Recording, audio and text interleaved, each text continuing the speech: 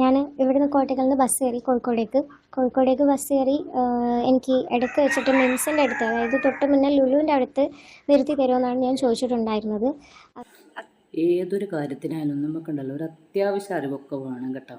ഈ fast passenger bus കയറിയിട്ട് സ്റ്റോപ്പില്ലാത്തടുത്ത് stop ചെയ്യണം എന്ന് പറഞ്ഞാൽ ഈ ബസ്സുകാരനല്ല, ഒരു ബസ്സുകാരനും നിർത്തി തരില്ല. അതൊക്കെ നമ്മളാണ് ശ്രദ്ധിക്കേണ്ടത്. അവർ നിർത്താൻ പറ്റില്ലെന്ന് പറഞ്ഞു. പിന്നീട് ഞാൻ മിംസിൻ്റെ അവിടെ സ്റ്റോപ്പിൽ നിർത്തി തരുമെന്ന് ചോദിച്ചാൽ ആ ബസ്സിന് സ്റ്റോപ്പില്ലെന്നാണ് പറഞ്ഞത്. സൂപ്പർ ഫാസ്റ്റ് പ്രീമിയം ബസ്സാണെന്നാണ് പറഞ്ഞത്. അതാ ഞാൻ പറഞ്ഞത്, ഇതൊക്കെ നമ്മൾ ആ ബസ്സിലേക്ക് കയറുന്ന അവസരത്തിൽ അത് എവിടത്തേക്ക് പോകുന്നത്, എങ്ങനെയുള്ള ബസ്സാന്നൊക്കെ നോക്കിയിട്ട് നമ്മൾ കയറാൻ പാടുള്ളൂ. നമ്മളതിൽ നമ്മളെ ഒരു വാശിക്കങ്ങ് കയറി കഴിഞ്ഞാൽ നമ്മൾ അവിടുന്ന് സമരം ചെയ്താലൊന്നും അവർ നിർത്തൂല. അവർക്ക് നിർത്തിക്കഴിഞ്ഞാൽ അവർക്ക് അതിന് ഫൈൻ ഉണ്ടാവും. അപ്പോൾ എനിക്കൊരു എമർജൻസി സിറ്റുവേഷൻ ഉള്ളത് കൊണ്ടാണ് ഞാൻ നിർത്താൻ പറയുന്നതെന്ന് പറഞ്ഞിട്ട് ഞാൻ ഒരുപാട് പറഞ്ഞിട്ടുണ്ടായിരുന്നു. അപ്പോൾ അവർ നിർത്തില്ല എന്ന് തന്നെ പറഞ്ഞു.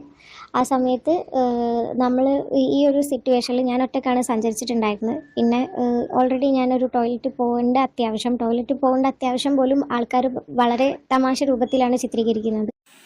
അത് പിന്നെ അങ്ങനെയല്ലേ വരും. സാധാരണ എന്ന് വെച്ചാൽ ഒരു പ്രശ്നം ഉണ്ടായിട്ട് നിങ്ങൾക്ക് ടോയ്ലറ്റ് പോകേണ്ട ആവശ്യമാണെങ്കിൽ അത് ഒന്നുകിൽ നിങ്ങൾ കണ്ടക്ടറോട് രഹസ്യമായിട്ട് പറയാം.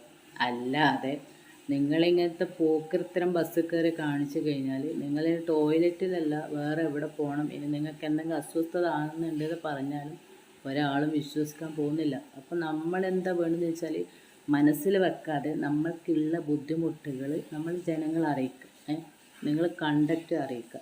എന്നിട്ടും പരിഹാരം ചെയ്തിട്ടില്ലെങ്കിൽ മാത്രമാണ് ബസ് തല്ലിപ്പൊളിക്കുന്നത്. എല്ലാവർക്കും വരുന്ന കാര്യമാണ്. സ്ത്രീകൾക്ക് ഏത് സമയത്തും എന്ത് വേണമെങ്കിലും വരാം. ഞാൻ ന്യായീകരിക്കുകയല്ല ചെയ്യുന്നത്, പക്ഷേ ഇങ്ങനെയുള്ള സിറ്റുവേഷൻസ് വരാം. അപ്പോൾ അതൊക്കെ ശരിയാ. ഏതൊരാൾക്കും ഏതൊരു സമയത്തും എന്ത് സിറ്റുവേഷനും വരാം. പക്ഷെ ആ സിറ്റുവേഷൻ അത് നമ്മൾ മറ്റുള്ളവരെ അറിയിക്കേണ്ട ഒരു കടമ കൂടി ഉണ്ടല്ലോ. ആ ഒരു സമയത്ത് എന്താണ് നമ്മൾ അടുത്തത് ചെയ്യേണ്ടതെന്നുള്ള ആ ഒരു മൊമെൻറ്റിൽ പറ്റിപ്പോയതാണ്. നമ്മൾ ഫ്രസ്ട്രേറ്റഡും നമ്മൾ ഓൾറെഡി അത്രയും ടെൻഷനിൽ നിന്നൊരു സമയത്ത് പറ്റിയതാണ്. അപ്പോൾ അതിനുള്ള കാരണങ്ങളും നമ്മൾ അപ്പോളജിയൊക്കെ ഓൾറെഡി പറഞ്ഞ് ഫൈനൊക്കെ പേ ചെയ്തിട്ടുണ്ടായിരുന്നു. ഇന്നലെയാണ് വീഡിയോ പുറത്ത് വരുന്നത്. ഇനിയിപ്പോൾ ഇനി ഒന്നും പറഞ്ഞിട്ട് കാര്യമില്ല. നടക്കാനുള്ളതൊക്കെ നടന്നു, സംഭവിക്കാനുള്ളതെല്ലാം സംഭവിച്ചു. അപ്പോൾ അതെന്തായി, അത് നല്ലോണം അങ്ങ് വൈറലുമായി. ഇതിൽ അഭിനയിച്ച വ്യക്തി എയറിലുമായി. അത്രേ ഇവിടെ സംഭവിച്ചിട്ടുള്ളൂ.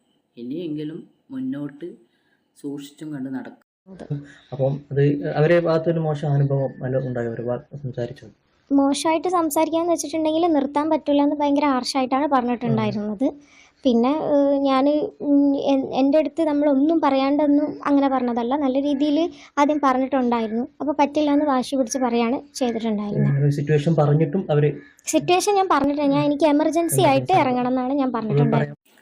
അതെന്നെ പറഞ്ഞേ, നമ്മൾക്ക് എന്ത് അർജൻറ്റ് കാര്യങ്ങൾ ഉണ്ടായാലും ആ കാര്യങ്ങൾ ആദ്യം മറ്റുള്ളവരെ ബോധിപ്പിക്കണം. അല്ലാണ്ട് നമ്മുടെ മനസ്സിലൊരു കാര്യങ്ങളുണ്ട്, നമ്മുടെ ശരീരത്തിന് ഒരു ബുദ്ധിമുട്ടുണ്ട് എന്ന് വിചാരിച്ചിട്ട് നമ്മൾ പലതും ചെയ്തു കഴിഞ്ഞാൽ ആരും വിശ്വസിക്കാൻ പോകുന്നില്ല.